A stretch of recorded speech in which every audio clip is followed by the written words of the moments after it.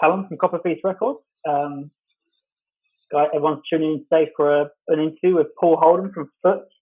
Got Paul on the line here today, and we're going to just chat to him about the new album, The Balance of Nature Shifted, some of his inspirations, some of his favourite records, touch on some of his other projects, and I guess just freestyle it a bit. So I'll leave Paul to introduce himself. How you doing? Good, man. Yeah. I'm Paul from Foot, and I have my own little thing called Paul Holden. Put out a couple of records this year, thanks to Callum at Copper Feast, and we're just going to have a bit of a chat about, what's going on, a bit of our past, a bit of our music inspirations and that kind of thing. So it's good to be here. Awesome. Yeah, it's good to have you. Hopefully this will take off a bit and you'll be a pioneer in the Copper Feast series of interviews. Yeah, man. Yeah, for sure. So how you doing? Strange times at the moment, but how's it treating you? Yeah, I'm all right. So I actually live up in the hinterland behind Byron Bay now with my wife, and we had a kid in January. So most of my music was done in Melbourne. I played music in Melbourne for like 10 years, and then my wife is originally from up here, so we made the move up a couple of years ago now. So in terms of COVID and that kind of thing, we're doing really well. It's all pretty uncertain. Like different parts of the country are doing different things. So at the moment I can't complain at all. I'm sitting here in my little studio where I do most of my work. Any chance I get, I can record ideas and record new stuff. So no, I'm doing good, man. How are you doing? Yeah, I'm doing good. Kind of, I guess, taking it easy a bit. So I think the record label's busy, my day job's busy, but finding a bit of time here and there to relax as well, which is important at these times. Oh yeah, for sure. Yeah. So have you, I guess, been able to devote a bit more time to the music side of things, and have you been stuck at home that much more at the moment? No. I still work full time. I'm a town planner in Ballina. That's my day job. So yeah, it's pretty funny driving to work with heavy doom music cranking, and then just rocking up to a meeting with some, pretty straight edge kind of older developer people. But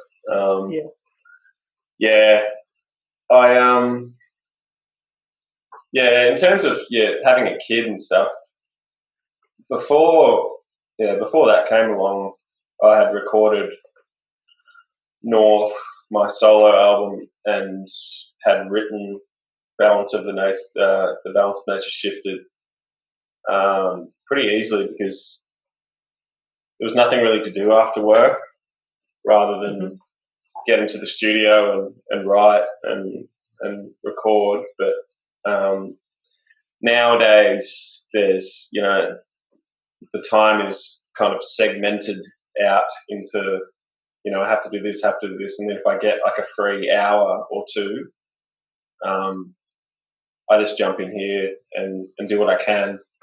I'm just a little bit more efficient now, I suppose, like, because the next thing I have to do is coming, so I need to get as much work done as I can when I can. That's for sure. Yeah. That's awesome. So you obviously are frontman of Foot. You've got your solo stuff. What else have you been up to musically in your lifetime? I suppose. Tell us about your musical journey. What got you here? Yeah. Well, going way back, I had always, this is the classic thing. I had always grown up with music in my house, but No, I started playing the drums at like 13 and started a band with guys at my local high school. And we were, all four of us were like, obsessed with music basically for throughout all of our teenage years. But now playing guitar and singing and stuff is a world away from what I was doing up until 18, which was just playing drums. And I did drums for year 12 and that kind of thing. But yeah, after that, went to uni. Probably didn't really play music for a few years there. I was too preoccupied with things young people in their early 20s do at uni, which isn't music. But yeah, about 22 or 23, started another band called the Dead Heir, which was kind of like a psychedelic thing with six members, which was kind of in vogue at the time with, King Gizzard and and that kind of thing. You know what I mean? Like we had a percussionist. I gave the record a bit of a listen. And, I'm a big fan of the record, actually. Yeah, thanks. Yeah, that was a few months ago, but that was a lot of fun at that time. And I started a band too with my brother-in-law called A Cheeky Grin, which was just him on guitar and me on drums. It was like this kind of weird two-piece dissonant kind of, it wouldn't be noise rock, but like it was pretty almost avant-garde kind of hard rock stuff. And then I got into the backs as well. I started playing drums with the backs. And for a while there, I was in 3 or 4 bands for a few years, which was fucking awesome, to be honest. No, I was going to uni and playing gigs all around Melbourne for a really long time. And then with Foot, one of my best mates, Dave, we had noticed I was playing in not necessarily heavy bands, but me and my mate Dave, we used to drink beers and put on Sleep and High on Fire and Caius and all this stuff that the other guys that I was playing music with wasn't necessarily into. And I was just holy shit, this is my avenue, So we just started playing at his house with 2 guitar, me on guitar, him on guitar, a microphone in front of me, no drums, no anything, and we just crank amps and piss off his roommates and just started writing what would be our the first record. But then I got 2 guys from the Dead Heir, Jack to play drums and Sean to play bass, and then we started Foot, which became, I think, the 4th band that I was playing in at the time. But that kept progressing, and we released a few albums and stuff. Each band. But Melbourne kind of takes up a lot of your time away from music, just socialising and that kind of thing. Yeah. And then Dave left to go to America with a one-way ticket. So I was left with the self-titled Foot release and a whole heap of interest in it. Yep. So, and I had written most of the tracks on the self-titled album, so I decided to keep going with it. And we got another guitarist in Pete, who was one of the original guys I played with when I was 13 years old from Myrtleford, which was from. And then we then we did Buffalo, and then I moved up here, and then I've pretty much commandeered Foot as myself. But at the same time, like the dream is always to be like similar to like Desert Sessions, where I write the crux of every song, like, well, pretty much every song finished, but then with Balance, I sent it to all the guys, and I was just like, you pick whatever you want to play, any part, any whatever, and then when I come down, we'll all get in the studio and we can just like play around with, sharing parts and that kind of thing. Like I want it to be like kind of, communal. I don't want to be, the dictator or whatever. Like I'm all for, having fun and playing music together and that kind of thing. So going forward, the next record, I'll do the same. I'll send it out to 5 or 6 musicians I know in Melbourne that I've played with and I really enjoy playing with, and they'll be able to pick out whatever they want to play on that record, and we'll do it. Awesome. So sounds to me like there's some more Foot music in the works potentially then. Yeah. Probably about halfway through the next record. It's all been kind of, it's a bit delayed. I'd actually finished I'd finished Balance probably in like May last year, and then I recorded it in September, and then it was released in May this year. Yeah. And then my solo record I'd finished probably, it was before Sadie, my daughter, was born, and then that had a bit of a delay to it too. So I've got like plenty of songs and ideas dating back to even last year, which I'm just refining and stuff as well. So I've changed tuning a little bit for this record. Nice. I usually play in C standard, which is it's essentially E standard on it. You play guitar? Badly. So an E standard guitar, and it's tuned down like 3 or 4 steps. But it's essentially, if you play an E chord on an E standard, you do the same finger position on C standard. It plays like this low C. But I've changed it to drop C, which is what Elder and a lot of other bands play in, which is drop D, but it's up a bit. Like it's not so low frequency. It's a little bit up. So I've been doing that on this crappy Epiphone Les Paul. Nice. You got the audio jack fixed then after your live stream performance. Yeah, it's back in. Nice. Yeah, I put it back in. See, what happened was there's a nut that holds it out of the guitar casing. So that nut came off, so it like retracted. It retracted into the guitar. That's why I was like, where's it gone? Yeah.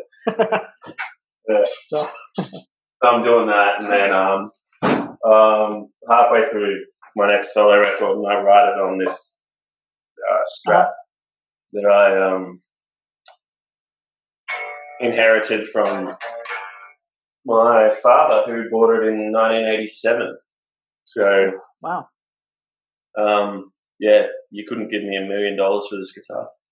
It's priceless. So I'm loving that too. Oh, amazing. So I guess stylistically, your projects, there's a bit of a bridge between them, but they also differ quite a lot, with the Dead Air being the typical kind of psychedelic world music style band, back to very much punk rock, arguably. And then Foot is definitely a kind of stoner desert band. Where within that spectrum would you, I suppose, sit yourself? Obviously, you're quite versatile in terms of musician. But where are you most natural?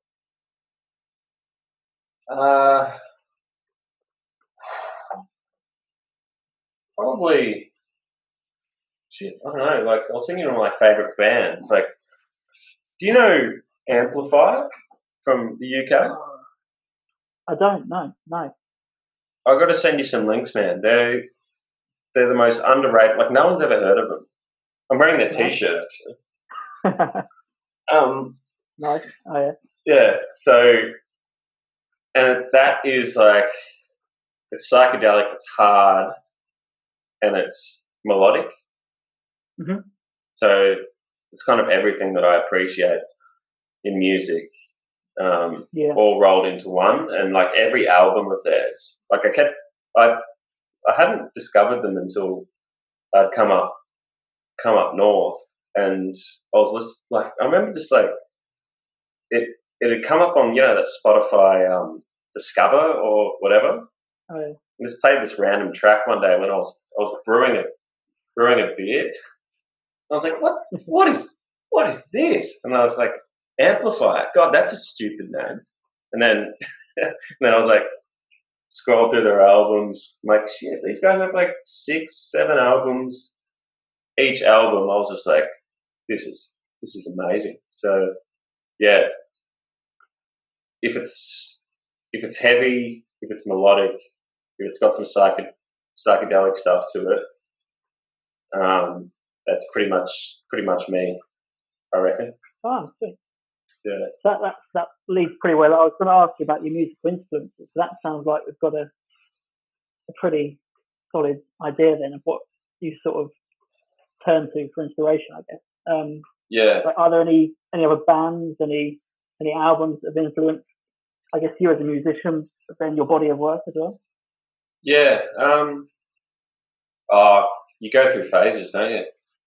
Oh, you do indeed. For the last 20 years, I've probably gone through phases because me and my mates who played in that band in high school, we were just completely obsessed with the Chili Peppers. Oh, yeah. Like, wouldn't listen to anything else. Just like everything else is stupid. I feel like I heard that say. Yeah. And that's why I got so into Frusciante. Like John Frusciante, like everything I do on guitar, I'm just trying to be John Frusciante pretty much. Solo wise and riff wise. But yeah, after the Chili Peppers thing, like started getting into like Muse and the Mars Volta, because I was a drummer.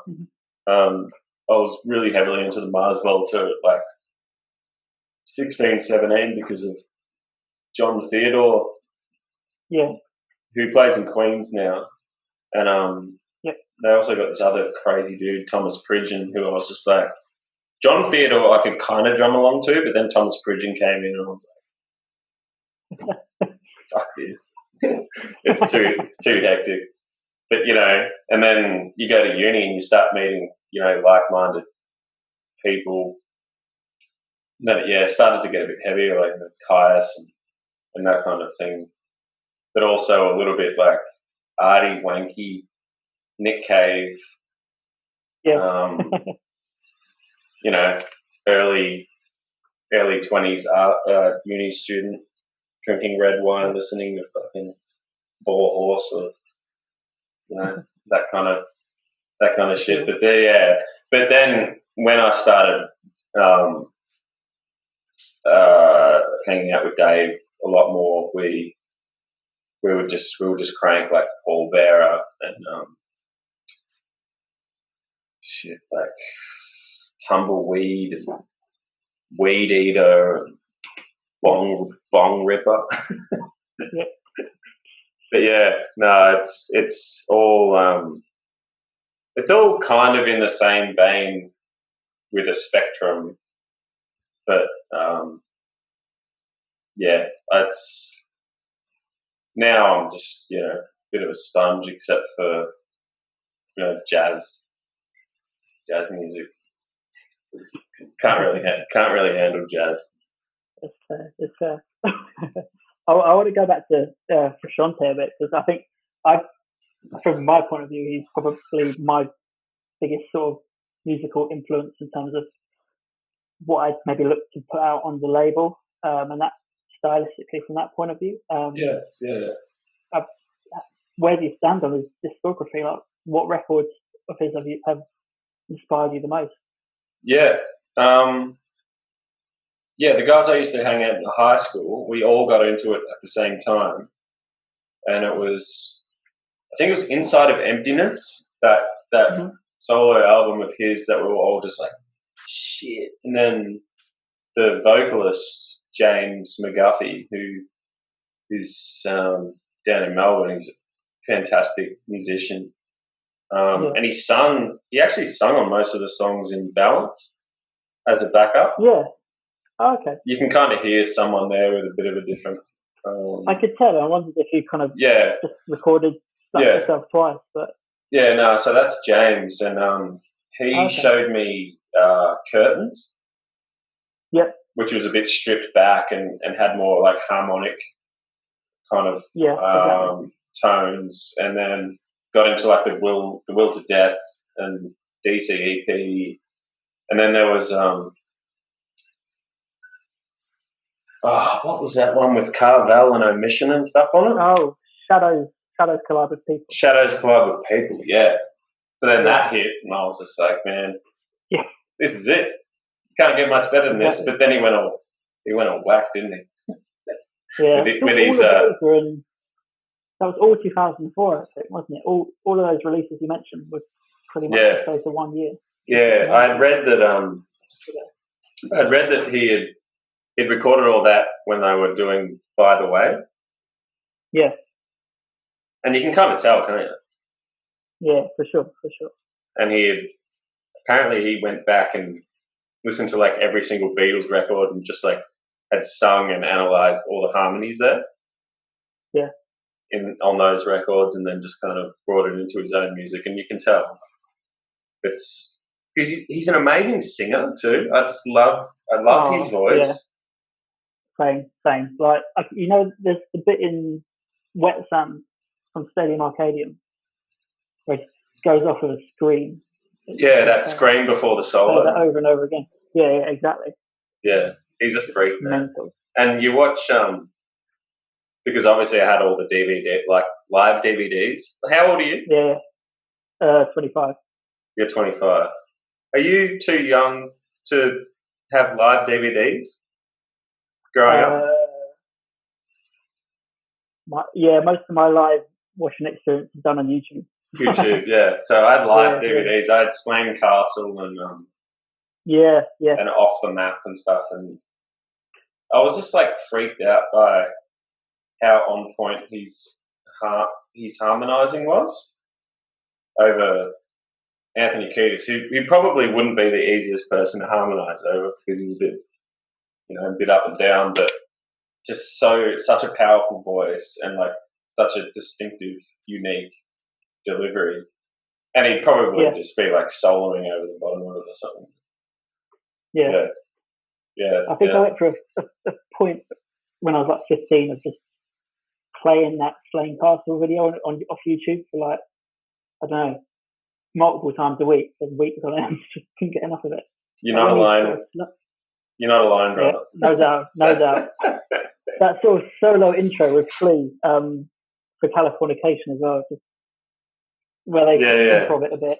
Yeah, he's playing that Gretsch White Falcon. They're worth like $30,000. Those guitars. Oh, beautiful guitar. Yeah. If I was any good and with any money, that definitely would be my go-to. Yeah. I've played a replica of that guitar live a few times, and a mate's guitar. And the only thing wrong with it is because the body is so fat and it's hollow bodied that everything just feeds back through the body of it. So if you're playing like hard music, it might be difficult. But if you're doing like nice little Flea duets, it's probably good. For sure. So, from musical influences, one of the questions we had on social media was, what is your or what lyrics or lyricists had a big effect on your younger self as you started to write your own words into songs? Yeah. I had a bit of a heads up with this question, and actually looked at I Google searched best lyricists of all time, and going through them, and you get your Bob Dylan and Leonard Cohen, and Bruce Springsteen and stuff, which all haven't really resonated with me. Although Bruce Springsteen, I always hated up until I was about 26 or 27, when until my auntie couldn't go to one of his shows in Melbourne. She's like, "Do you want a free ticket? You can't go with anyone. It's just one ticket." I'm like, you know what? I will. So I rode my bike down, and it was in the most incredible spot. It was like right on the side of the stage, and Bruce Springsteen, because he's like macho man, like he wants to, he sets the crowd up so he can do these like runs like through the crowd. And he's like still singing, and he's so fit that he's just like still singing, like sprinting around. Anyway, about half an hour into the show, he goes down, and I'm right there, and he comes up, and I just put my hand out and like high five. But he was wearing a carpal tunnel syndrome wristband, so it kind of just like slipped off. But now after that show, I was like, Bruce Springsteen rules. He is so cool. So yeah. I didn't really like his recorded stuff, but his live stuff was cool. I don't know. I've really got. Do you like UMI? Not listening to them a lot. Yeah, they're an Aussie band, and I really got into them in my early days, and thought his lyrics were quite good in like kind of a storytelling realm, and it's interesting to kind of delve into where people get their kind of like whether they're going to tell a story or say something that's going on, or thinking about the future, or be super cryptic. There's a whole range of different things, and I guess a lot of the lyrics that I have listened to is more kind of that storytelling thing. Do you like the Drones? I've listened to a bit of them. Yeah. Not a great deal. Not a great deal. So Gareth Lydiard, same thing. Like really fantastic storyteller. I'm just thinking, Future of the Left are this band from Wales who are just hilarious, like, but also kind of really hard hitting and poignant. Andy Falkus from Future of the Left, or McCluskey. People probably know them better as McCluskey. I don't really engage or connect with the stoner rock lyrics, like Sleep and that kind of thing, just talking about like wizards on mountains, and that's something I feel that sets it apart somewhat from the rest of the peers in the genre. Is there's a lot of sort of harmony between the bulk of the bands within the scene, but then I feel like the lyrics you guys have are just completely different. They fit in sort of the grunge genre or alternative rock scenes and that kind of thing. I think maybe a lot more subtle than your typical stoner rock band. Yeah, even earlier on when I was writing the first tunes, Pallbearer was a big influence because they were so incredibly heavy, like ridiculously heavy, that the lead singer used to kind of soar over the top with melody, but kind of lyrics that weren't basic. Like you can actually put emotion from lyrics and that kind of stuff in stoner rock. You don't have to talk about smoking weed and that kind of shit. Exactly. But if you dumb it down enough, Foot songs are essentially rock songs, I suppose, just a bit heavier and a few elements from that kind of thing. The Alice in Chains comparison is interesting because I've never really got into Alice in Chains. All right. Yeah, I just always had sorry, mate. No, I was going to say it's not something I necessarily picked up on from Buffalo, and definitely not from the debut record. But I think on balance, it feels, maybe, I guess not as an influence in that case, but I feel the sounds very similar, particularly on Ride It Out. Especially. Yeah. It's probably James. Sounds of percussion on there. That's probably my mate James, just like wanting to harmonise every single little note on it. But no, but I was like, go for it, man! Like, like vocal harmony. I'm so all into that. I don't know. Going forward, I think I've come to really, really like that kind of sound too. And interestingly enough, I've learned a lot about Alice in Chains in the last couple of months, reading Mark Lanigan's autobiography. I've been meaning to get that. How is it? It is. It'll make your head spin, like how far out he went, man. Holy shit. Yeah. Because I read Flea's autobiography, which was really uplifting, and although he did like some pretty,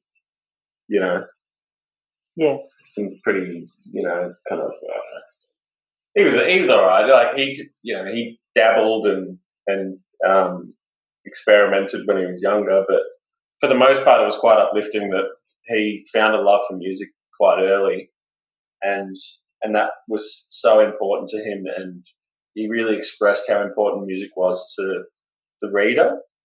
But Mark Lanigan was like, you know what? I didn't give a shit about music. I just wanted to kill myself with drugs, basically. Yeah. And he just tells these stories, and at some points I just had to put the book down. I was just like, this guy. Yeah.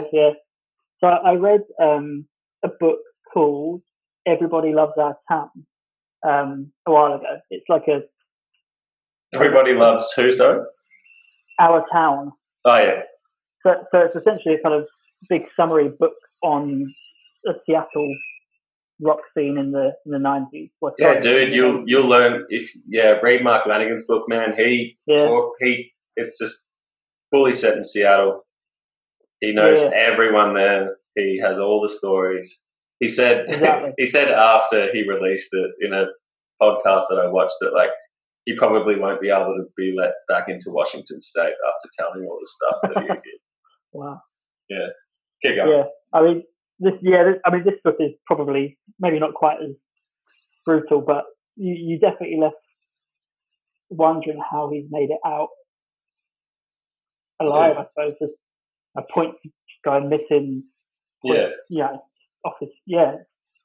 Harrowing book, but it's written as if it was a they basically take everyone connected with the scene and just interview them, and then they snip or paste their excerpts from their interviews together, so it's kind of chronologically detailing the whole scene from the mid 80s through to essentially kind of the death of Lane Staley in 2003, and kind of when the scene was dying out and fading.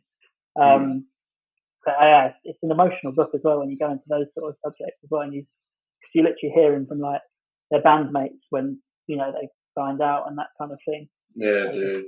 Absolutely brutal book, but I'd recommend it to anyone.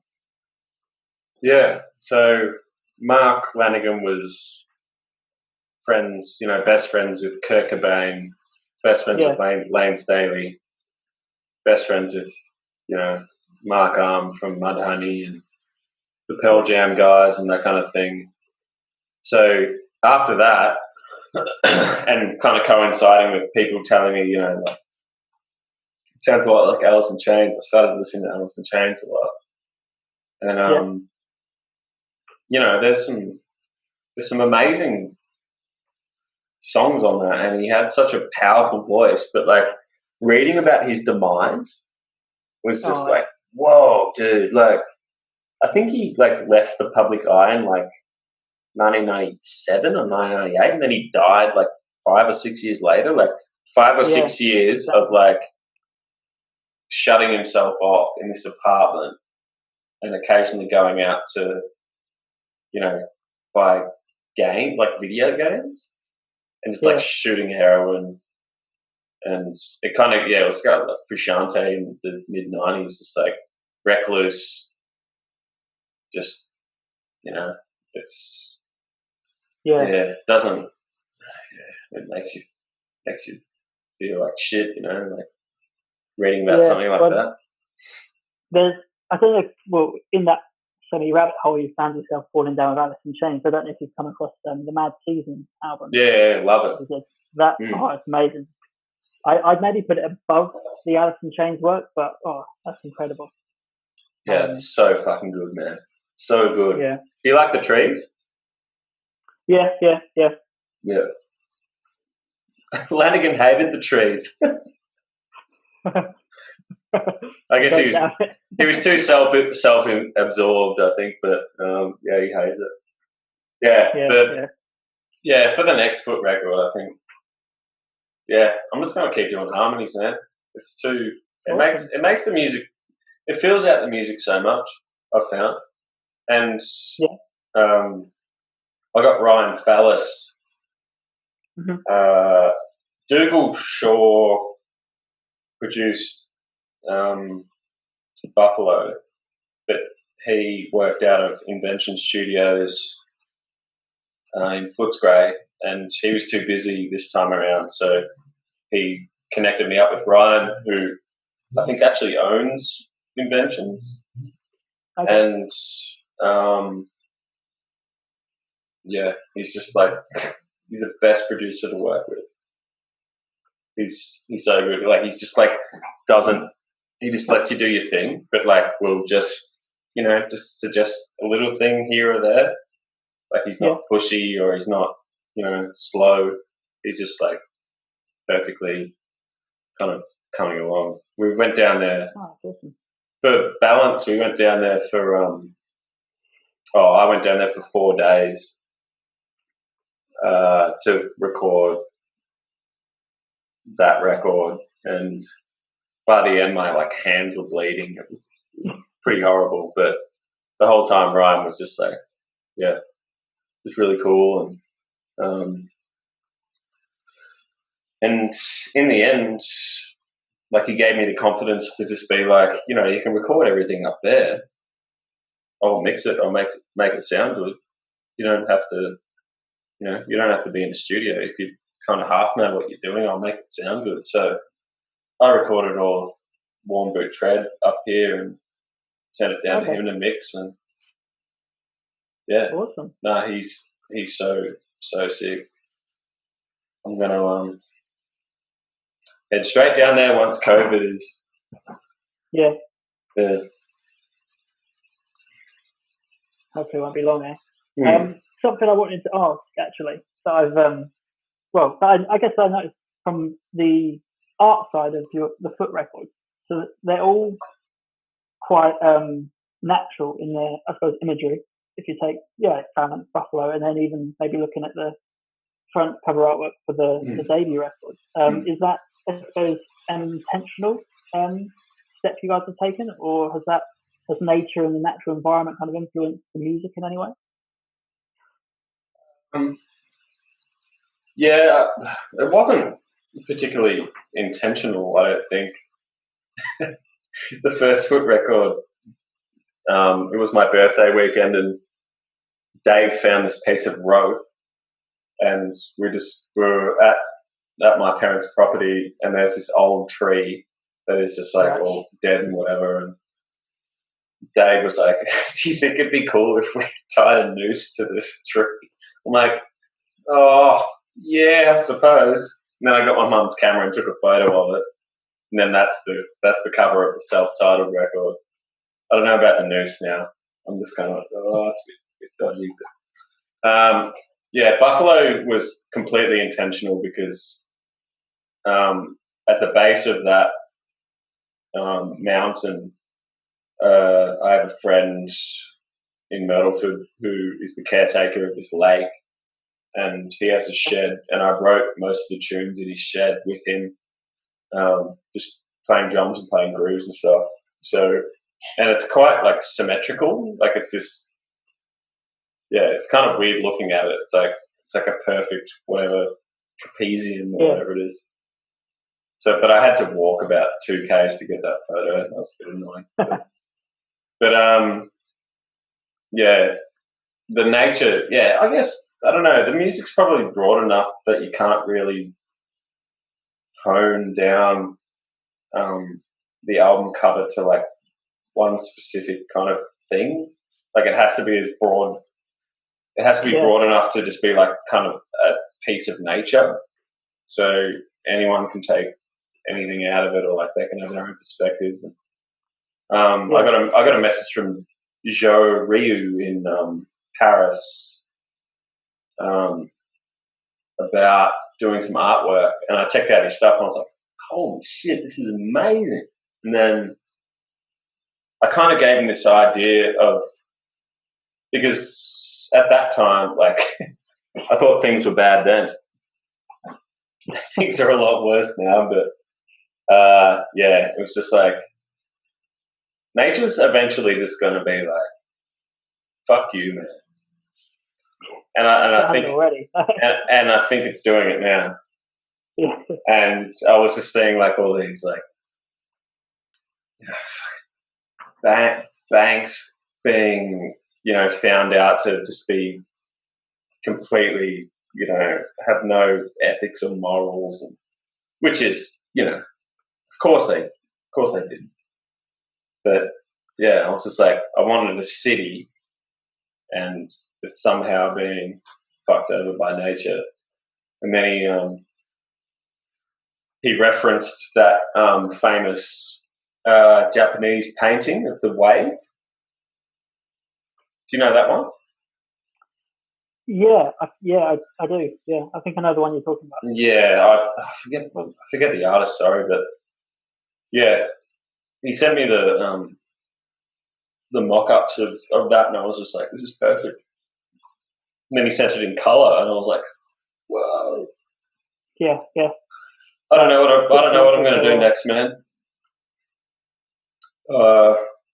I've got an album title. I've got a few album titles in the works, but I don't know. Ah, well, Don't know. plenty of time to work them out, but we're not big enough yet, so we need a album cover that kind of strikes the attention of people. Oh yeah, definitely. Can't just do a wide album. Never know. Yeah, I mean, that's kind of what I took from Buffalo. Definitely a natural kind of feel to the imagery, and that, I suppose, was what inspired my choices on the vinyl variant, doing the green and yellow kind of explosion looking one, and then the other variant, which was like the standard edition, being essentially just recycled vinyl pellets. So yeah, sure. I think that's how I married it all together. The album taking the natural feel from it, and I mean, I'm pretty happy with it. But. Yeah, I think I've had a lot of feedback. People really appreciate it's quite cohesive. The whole thing and the whole vibe is excellent. So Thanks for that. No, no worries. Like, the whole point of the label, I suppose, from my point of view, is that there's so many records out there at the time that we did Buffalo and before that, and when I started the label, that just hasn't had any kind of attention really, or enough attention to a vinyl release, and definitely deserve that kind of treatment. Yeah. So I mean, it fit the bill perfectly, and so here we are. Like, I don't know what it's been, like 18 months since we at least did the vinyl release, and almost sold out now. So yeah, happy with that. Done. See how we go. See how we go in the future. Sure. I'll have something to you soon, man. Don't don't bust my balls. That's where I'll be. You said your emails every other week. Coolest record label ever, by the way. Very lame. Very appreciated. So another thing I wanted to ask is essentially, what are you taking from the Australian scene at the moment? Like, which bands are you loving? Which records are you loving? There's a lot going on. It's crazy at the moment, and has been for a while. Yeah.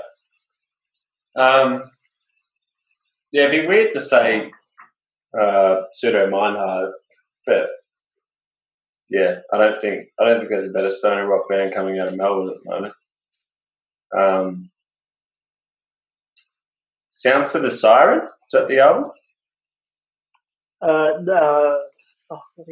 Seers and Sirens. Yeah, that album, man. I've saved it on Spotify. I smashed that. A band called the Meanies that were pretty. They were like pretty prominent through the 90s. They're like a punk band, pretty prominent through the 90s, and they released an album this year, which I've been smashing. Do you know Holy Serpent? Mm-hmm. Yep. Yeah. Boys love Holy Serpent. Yeah, it's hard to gauge now with COVID and that kind of thing. I think the music scene has gone to ground somewhat. Yeah. I mean, I know I've spoken to a few bands that are kind of hesitant to release things on the back of not being able to play release shows and that kind of thing. Yeah, but I love Psychedelic Porn Crumpets. I love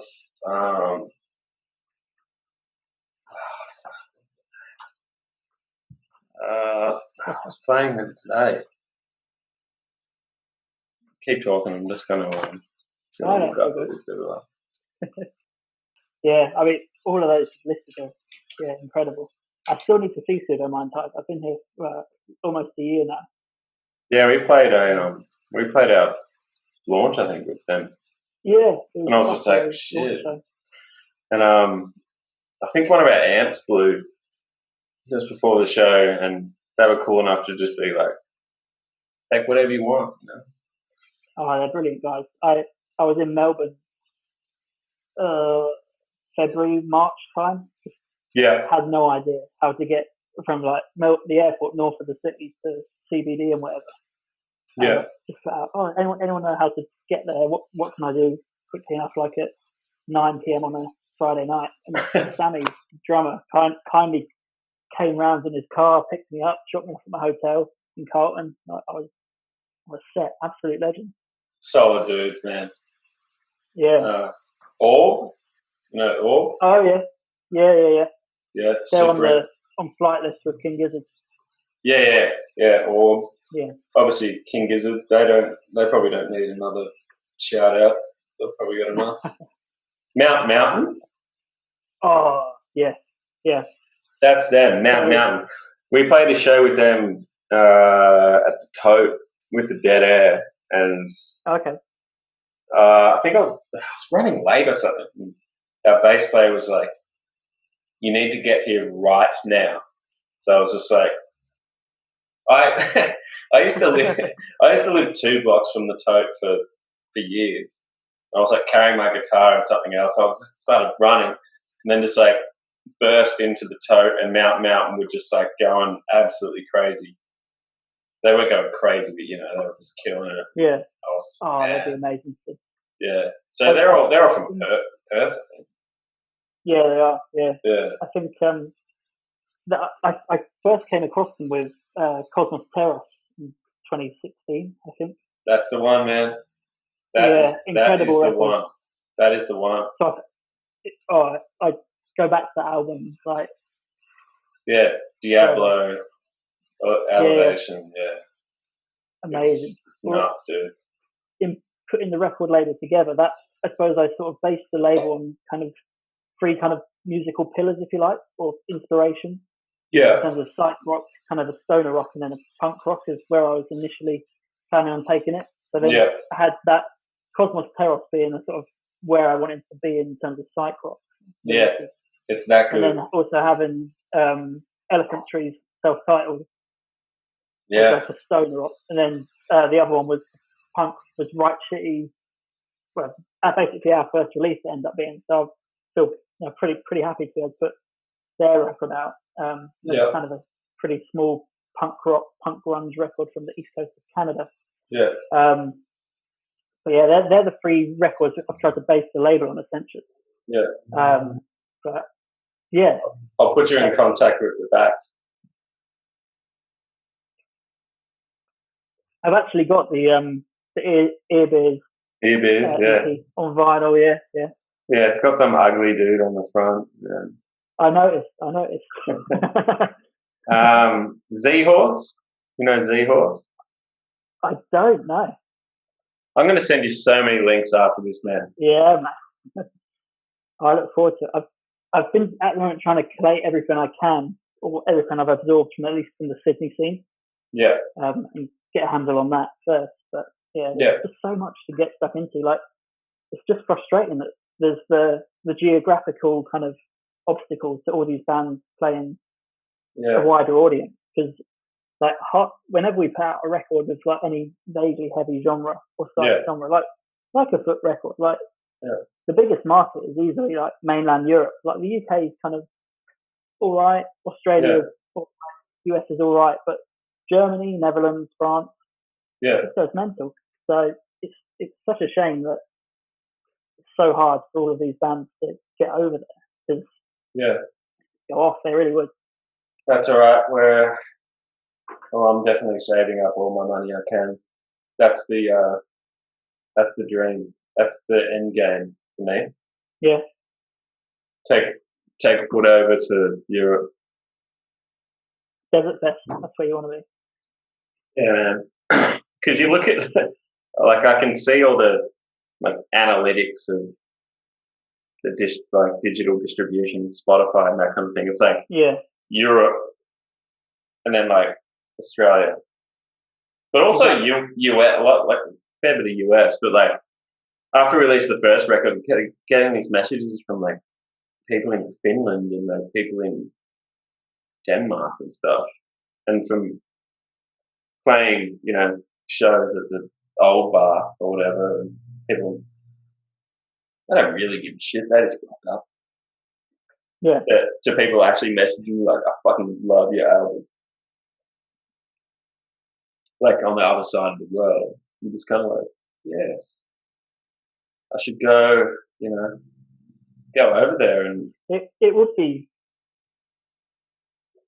amazing, like especially if it was feasible to bring Foot and then get Studio Mind Park and get a bunch of bands and do like a day, a weekend Aussie music festival, essentially. Like ideas, man. Ideas. There you go. Someone out there is listening, someone with a bit of money behind them. Yeah.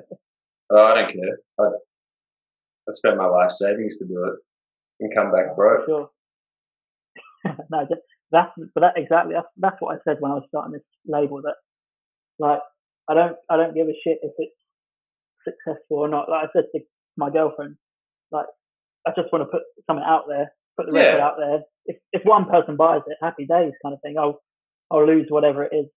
Yeah. Put on the line for the record, like you just do it because you want to do it, if you love it. Yeah, I think if you look at it any other way, you're destined to fail. But sure. Yeah, man, like Elephant. Do you like the new Elephant Tree album? I do really like it. I know a lot of people have been saying album of the year and maybe their favourite Elephant Tree record, but I still prefer the self-titled record, I think. Yeah, me too. But I mean, the more I listen to it, I do like enjoy it more and more each time. It's definitely a step away from like your traditional stoner rock, man, kind of record. And the production value is so good. I think I have a feeling a couple of them work in a studio or something because it just sounds so good. Yeah, they've got a guy that's like their best power, that's essentially just professional producer and production whiz. So, but yeah, it's a great record. I saw them live actually early last year. Whereabouts? Amazing. Just in London. They're a London band, and yeah, it was like a pub in London kind of thing. Maybe 100 people tops. What suburb? Islington, I think, North London, near King's Cross. Yep. My sister was in Islington for a long time. I've been around there. Nice. Yeah. Awesome. Was it huge? They were massive. And they just agreed with their old label, Magnetic Eye Records, to get involved on their Best of Black Sabbath release, which I think is coming out any month now. Something like 18 months it was out. Imagine that. I think they're doing Paranoid. They played that live as well, which was insane. So cool. We used to play a cover of Into the Void. Mm-hmm. Yep. That was pretty seedy. Oh no, I'd watch that. Mm. A great one I've seen is I saw Sleeping Giants play live back in early part of the year in Melbourne, and they've got a sort of segue between songs going through Song for the Dead off Songs for the Deaf. Oh, and like the whole intro drums and guitar kind of. Drawing back to influential albums. That's like my favorite album of all time. Songs for the Deaf. It's fantastic. I've always been a big fan of it, but I've not listened to it that frequently. But I did pick it up like 2 weeks ago. Time. Crank it up loud. Yeah. Oh. Yeah, that started, that confirmed my musical journey, I think. Hearing that at about 13 or 14, just being like, this is it. We're going. We're doing it. Amazing. So, big question from my point of view is, will there be another Foot Live show? Will we see Foot Live again? 100% you will, yes. It's just a matter of getting everyone available at the right time, which is, it's not that hard. I don't know. Yeah. Just wait until COVID dies down a little bit, and I've got plans for trying to get a tour or something going. That'd be amazing. But we'll hit up with all the OG foot guys, and I'll probably just fly down there and we'll practice for a little bit, and then we'll play a show or two, or head up the coast or something like that. I'll organise something. Yeah, definitely. 5-year anniversary tour for the original record, maybe. Yeah. If everything's cool to go down to Melbourne, I'm down, man. That's my awesome. number 2 priority now. Number 1 is the daughter, but goes like family, band, work. No, I can pretty much agree with that. Sorry. You're all right, guys. I was just going to quickly rattle through a couple more Q&As from social media before before I finish there, I suppose. I don't want to take up too much time on your Friday night. No, I'm enjoying it. I'm having fun, man. Awesome, man. Rattle them off. Yeah. So we got if you could only have one guitar pedal, what would it be? That's from Love Boner on Instagram.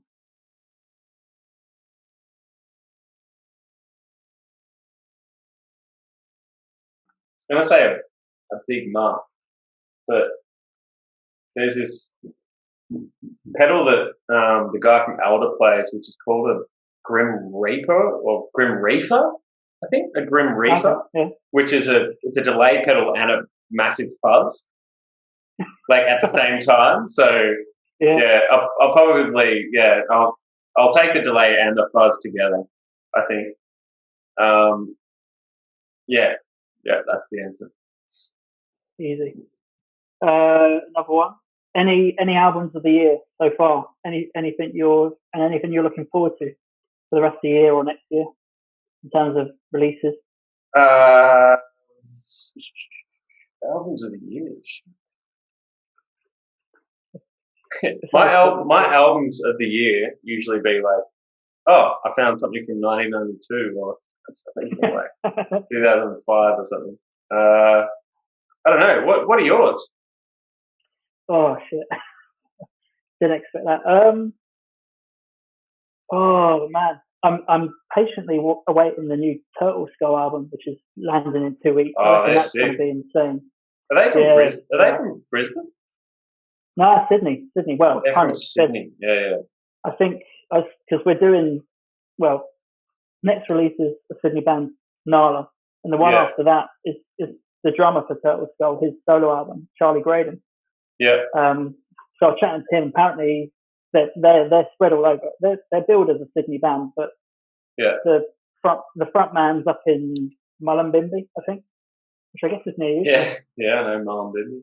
Yeah, cool. And then the bassist is in Melbourne, so they're in the same boat as you guys, I guess, to an extent. Yeah, just trying to get it done when life kind of takes people in different directions. Exactly. Yeah, there's a band called Dr. Shaw's Unusual Practice from Melbourne. I'm not sure whether their album was released this year or last year, but that is just, it's crazy good. It's like, what's the drones' new group called? Tropical Fuckstorm. Have you heard of that? Oh, yeah. Yeah, it's like that. It's like really the kind of like stilted, kind of dissonant, off the planet shit. That's cool, man. Yeah. Awesome. Yeah, Elephant Tree. The Meanies album in 2020. Yeah, I'll need to think about it a bit more. I'm sure I've got some, but I've just blanked as to what's come out this year. But the Elephant Tree is definitely a standout. Yeah. I mean, I was listening to your record so much. Thanks, man. Definitely right up there. Yeah. I mean, obviously I'm biased, but I think objectively for me as well, generally. Cheers, man. Yeah, no worries. But honestly, the minute I heard it, I was like properly taken with it. I think High, particularly, which closes the record. I wrote that for my favourite song. I wrote that for North. Oh, really? And kept it on the back burner. Oh, wow. I think that's probably my top foot song, I would say. Yeah, okay. Maybe cool. my track of the year. That's what I'm going with. Yeah, thanks, man. Yeah, it was in a few years ago, and I was just like, maybe I won't do this one. Maybe I'll just wait. Maybe for a Foot album, and I'll just like include that. Yeah. Fair enough. Oh, see if we've got anything else.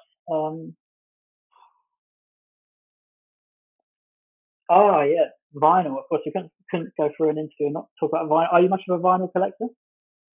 Yeah, I go through a few phases. I've probably got like 50 or 60 records.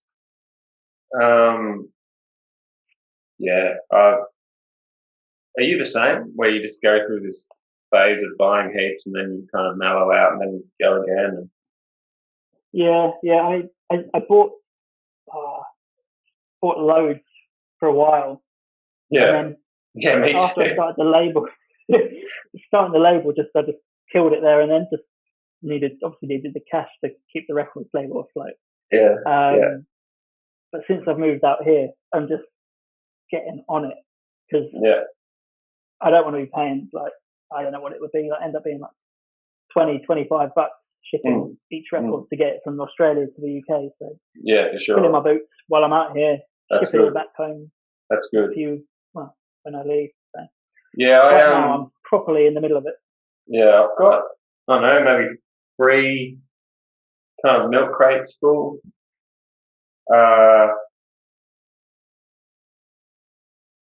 Did you get the Songs for the Deaf repress that came out last year, early this year? No, I've got Rated R. Yeah. And a couple of others. But yeah, I haven't bought vinyl in a while, to be honest. Other things got in the way. For sure. Yeah. I know that feeling. Yeah. Yeah. But it was funny. Was it like last Christmas? I think it was like Christmas 2018. I went down to visit my sister, and she got me a present.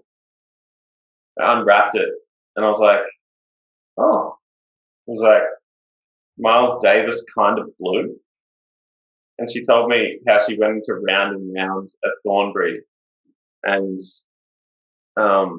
went up to the guy and was like, oh, I need a bit of help with, buying a vinyl for my brother. He said, oh, what kind of music is he into? And she's like, oh, hard rock, Queens of the Stone Age, that kind of thing. And he's like, oh, I know what he'll like. Miles fucking Davis.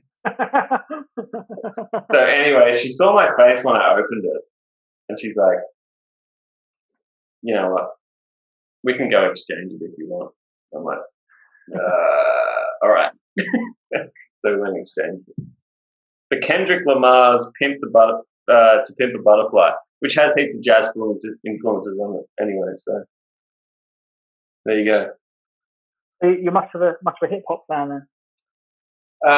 Yeah, I dabble. You dabble? Yeah, it's hard to.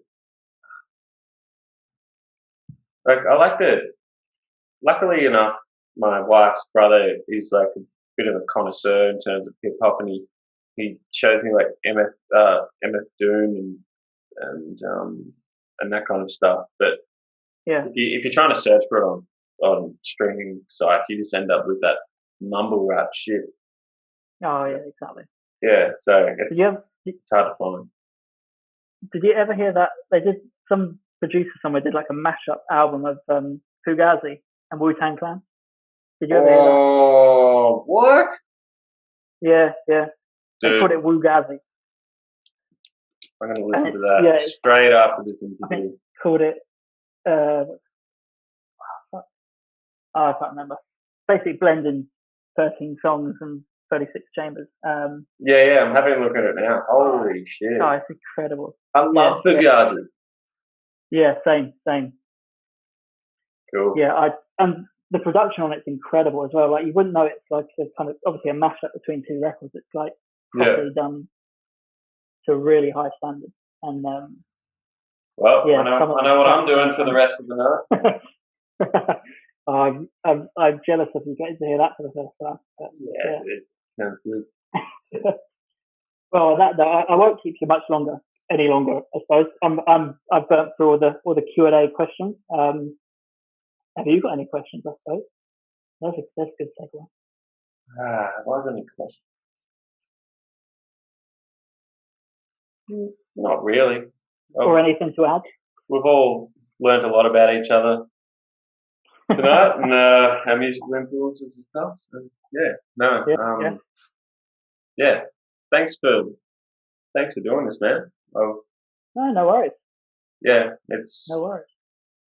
it's good to finally verbalize a few of your influences and a bit of your musical story and stuff. Usually it's just kind of swirling around in your head. So yeah, no, I appreciate it, man. Thanks for that.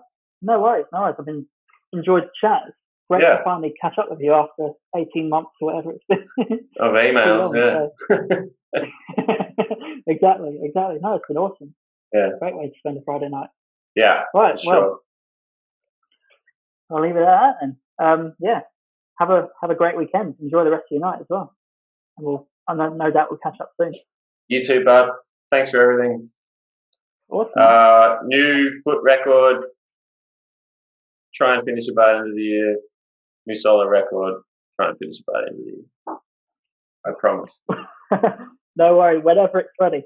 And for everyone else watching, go and get the Balance of Nature Shifters and Worn Boot Treads. They're both available on Bandcamp digitally, and you can get the Balance of Nature Shifters and Buffalo on vinyl. So go and get stuck in. Cool. See ya.